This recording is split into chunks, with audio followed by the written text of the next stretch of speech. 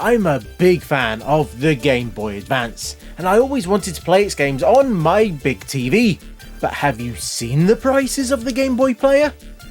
Now, emulation is always an option, but I wanted to be able to use my carts. So I decided to take matters into my own hands. So let's build the GBA. And welcome to Goldfish on Games. For this project, I'm not going to be using the obvious choice of a GBA. No, the base for this one is going to be a DS Lite, mainly due to price, as getting a loose motherboard or even a damaged light is actually quite cheap, easily half the price of a GBA. I can also get a composite out kit for the DS significantly less than the GBA as well. Now there are downsides to this, the main one being no Game Boy compatibility, so that is something to keep in mind, as is the fact that I'm an enthusiastic amateur, which means this isn't a how-to guide, or something that you should really follow. It's just the approach I took, and it might inspire you to do something better yourself. Now I'm starting with this damaged DS Lite. The top screen does have display issues, and the bottom screen has some nasty scratches, so even without this being used for this project, it would have needed some work. So let's get the main board out. I've taped the lower screen and the battery into place, as they will be needed as the DS needs 4 things to operate: both screens, the battery and the Wi-Fi module. So in its current state it will not boot, as it's missing the top screen, but we can fix that by doing the TV mod, which I'm doing via this kit, that seems to be based on Florix's design, and it uses a 3-pole headphone style jack to get the video and audio out. Now that does make it nice and small, but it does mean that you also have to use one of these cables. Now this one also came with a Wi-Fi module, which is important as the DS holds its firmware in that module, hence why it's needed to boot. And this whole thing works by re-enabling a disabled feature of the DS, and that was to output composite video.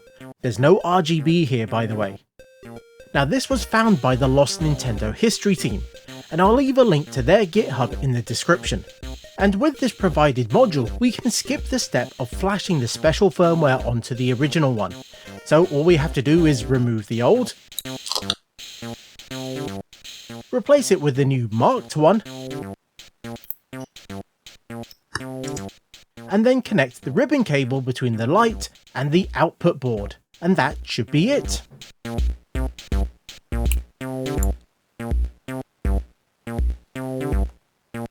To test this while I'm sat at my work desk, I'm using this cheapo composite to VGA converter so I can use my monitor. So let's turn the power on. And it works! Awesome! Now without a cart, the DS starts up into its main menu, which doesn't really show much on the top screen. But if we check out the lower one, we can see the startup sequence. And we can actually switch between the two screens by pressing this button. But unfortunately that state isn't saved, so if you set it to the bottom screen and then reset the machine, it will reset back to the top one. Now I need to go through this menu as there's 2 settings that I need to change, which are thankfully some of the few settings that are actually remembered, as the rest, including your name and all that lot, are lost every time it loses power. And those settings are the auto boot from cart, so we don't return to this menu if a cart is inserted, and also to send the GBA picture to the top screen, as that is the default for this kit. And with all that done, we can now turn it off, insert Sonic, and now it should boot directly from that game.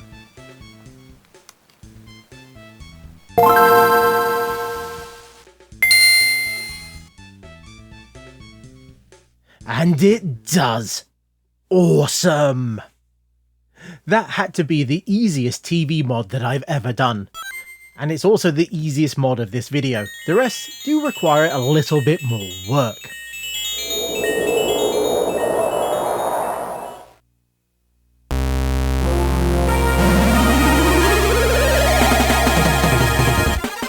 And the next step needs to be removing that second screen, as it's not needed and it's actually going to get in the way. But we still need to trick the DS into thinking it has the second screen connected. This is actually as simple as soldering a 1K resistor across 2 points, that people much smarter than me have managed to find out and document. There are different ones depending on if it's the top or the bottom screen that you need to do, and what this does is it makes the DS think that the backlight is running, as that is all that's really required.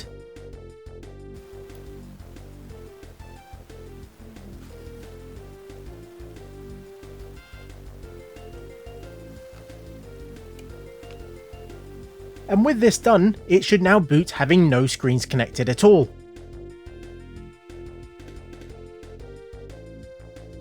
And it does. And with this board a little easier to work with, it's time to add some controls.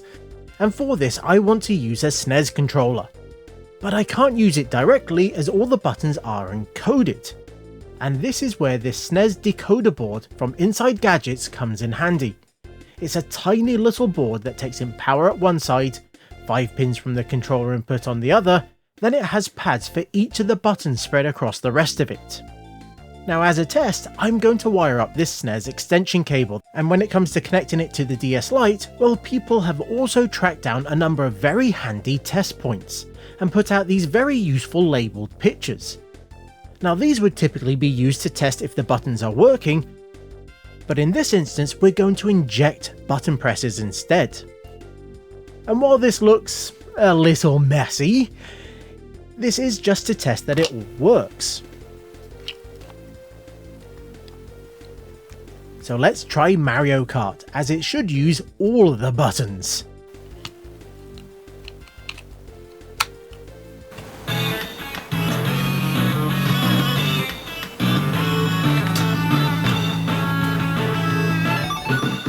And it seems to be working as we go through the menus, which is always a good sign, but we've got to test out the rest of them.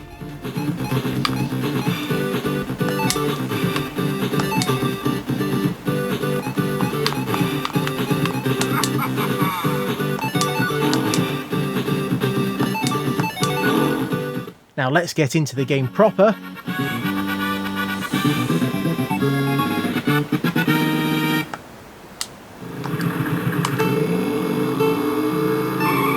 And we can accelerate, brake, hop,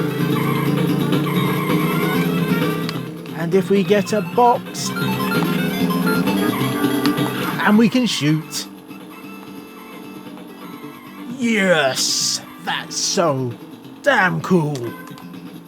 And beep beep beep, yep, even the horn works. I've also got to give the 8BitDo wireless controller a go, so let's jump back to Sonic Advance, and it's working well here as well. Very nice.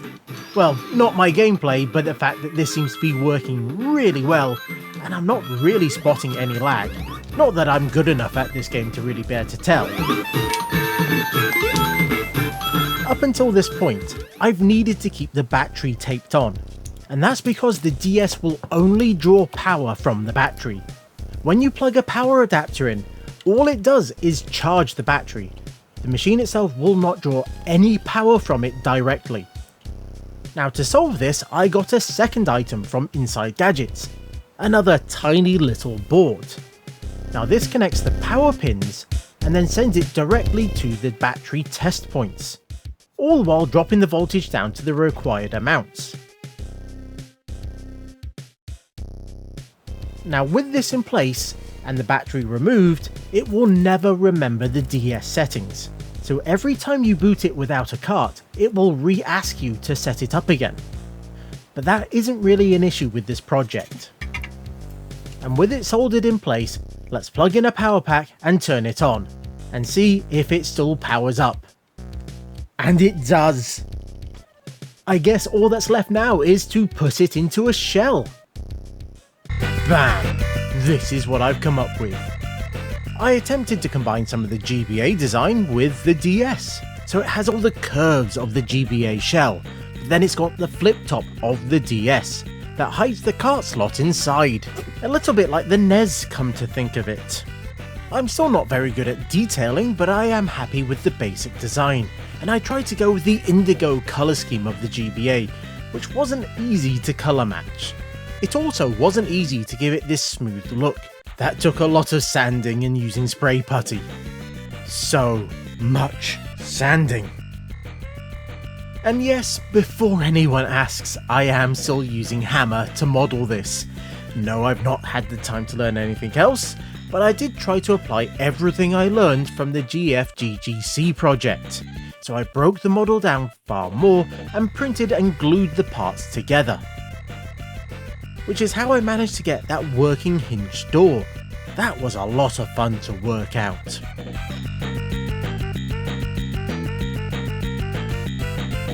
And to get this running, we need to go round the back, where we'll find the power port, which is still the standard DS one. And in the corner we have that 3.5mm jack for the video and sound. We insert a cart by flipping open the door, and then it slots in nice and smoothly.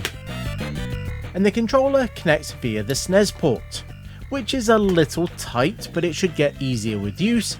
And then we get the power button and a green LED to show that it's all running. Now it is a little bit chunky, but that SNES port really set some limitations.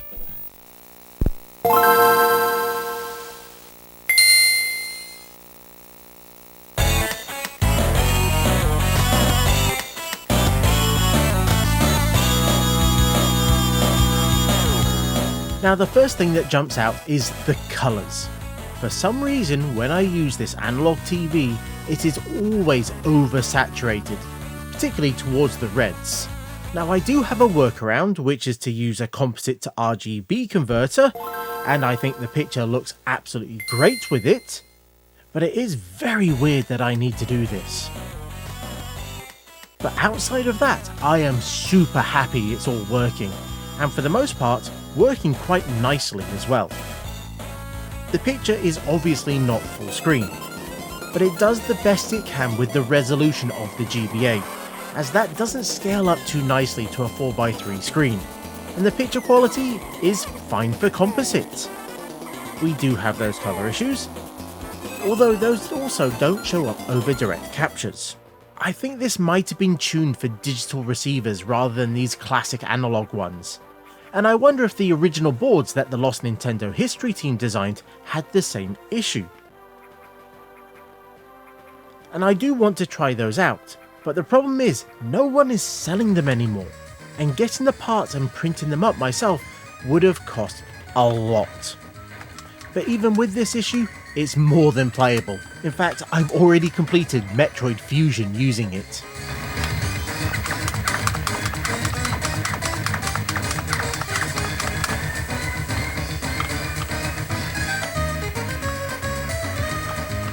And if we open this up, we can see that I took on board the comments from the previous video as well, as the lower half has its own custom designed PCB that was not built or sponsored by PCBWay. I designed this to make it much easier to mount the controller port, as well as give it a bit of strength. It also gave me somewhere to put the LED and the power switch. The decoder board, well, it's just been stuck down, so I tried to design the layout so the pinholes were near the various pads. Now these all then go to a keyed pin header that I've wired up to the main board, using the test points that we talked about earlier. The idea behind this is that I could separate the two halves much easier.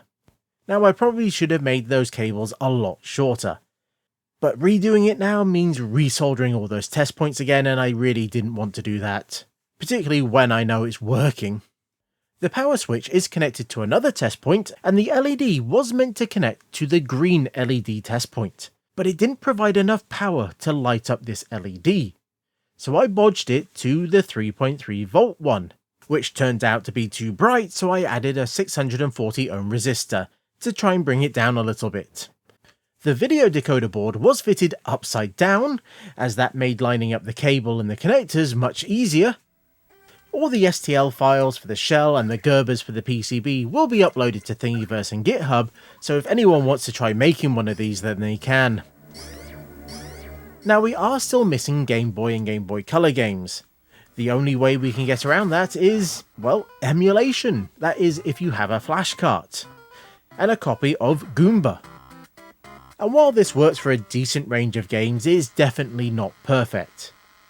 And in this instance, that extra power of the DS might have been handy. But that cart slot is completely blocked off, so we're not going to be able to use it. Maybe I'll consider doing this again, but using an actual GBA as the base for it. And who knows, by that point someone might have worked out how to get analog RGB out of one of those. But I do get the feeling that the modders will continue to focus on HDMI digital mods instead, as this is a very niche project. And I was thinking about a few other mods that I might do in the future, like possibly using USB-C for power. And if I was smart enough, I could integrate that along with the video and controller boards directly into a single PCB, which would make it a far cleaner project. But that is way above my abilities right now. But overall, I am extremely happy with how this turned out. Now, was this cheaper than getting a Game Boy Player? Well, if you discount the spray paint, then yes. Just. But then I learnt a lot and had so much fun designing and building this one.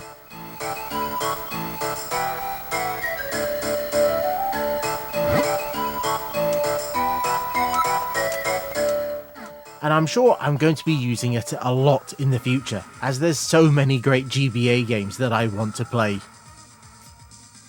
Now, this isn't the normal content that I tend to do, so if you enjoyed this type of video, then sorry, you're not going to find too much on my channel. I did make the consoleized Game Gear, the GFGGC, but for the most part I do game reviews, checking out hardware, and looking at the Amiga in all sorts of fun ways. And if that sounds good to you, then I hope you'll stick around. And until next time, I was the Goldfish, that was the DS Advanced, aka the GFGBA, and this was Goldfish on Games.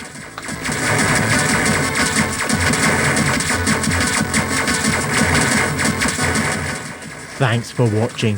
If you got this far, then please consider giving the video a thumbs up, or even letting me know in the comments.